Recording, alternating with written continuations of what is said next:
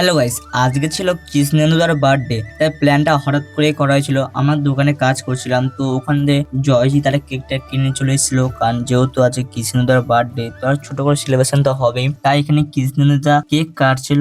আর এখানে একটা অবাক যোগ্য ব্যাপার হচ্ছে, এই যে কি বলে জানি না, এই যে মানে ফাটছে বাজি টাইপের কি জানি না আমি বলে। তো যাই হোক, এটা কি বলবো, সারাক্ষণ জ্বলেছি। বলছে তুই কেকটা আগে রাখ, আগে এটা জ্বলা শেষ হবে তারপর তুই কেকটা কাটবি। ভাই ওটা কতক্ষণ জ্বলছে তোমাদের কি বলবো। তারপর এখানে সবাইকে একে একে কেক খাওয়াচ্ছিল। এখানে আমরা মোট 6 জন ছিলাম। তারপর আমার এখানে দেখেছো কেক মাখাতে গেছে, আমি সরে গেছি, আমার উপর চোখের কোন একদম কেকটা দিয়েছে। তো যাই হোক, তারপরে এখানে এখন কেক খাওয়াই হচ্ছে আর কেক মাখামাখি হচ্ছে। আমি বললাম কেক মাখাস না, বেকার নষ্ট করে লাভ নেই, কেকটা খা। তারপর এখানে কেক খাওয়ার পর আমরা চলে গেছিলাম সুমনদার বাড়িতে, কারণ আজকে হচ্ছে একটা ছোট্ট পেমেন্ট ঢুকেছে দিদি ভাইয়ের। তো সেই জন্য দিদি ভাই আমাদের খাওয়াচ্ছে।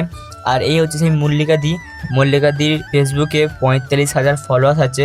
তাই দিদির ফার্স্ট পেমেন্ট ঢুকেছিল, তাই দিদি আমাদেরকে খাওয়াচ্ছিল। তো চিকেন বিরিয়ানি খাওয়াচ্ছিল। তো সবাইকে এক একে বিরিয়ানি দেওয়ার পর আমার পাতে এখন বিরিয়ানিটা এলো। তো এই বিরিয়ানিটা আমি প্রথমে খেয়ে নিলাম, তো খুবই ভালো লাগছে, কারণ যেহেতু একটা আনন্দের ব্যাপার, দিদি ভাই ফার্স্ট পেমেন্ট ঢুকেছে। তারপরে এখানে চলে এসেছিল লিমকা, কারণ যেহেতু বিরিয়ানি খেয়েছি হজম তো করতেই হবে। তো চলো গাইস, আজকের জন্য এটুকুনি, বাই। চ্যানেলটা সাবস্ক্রাইব করে দিও।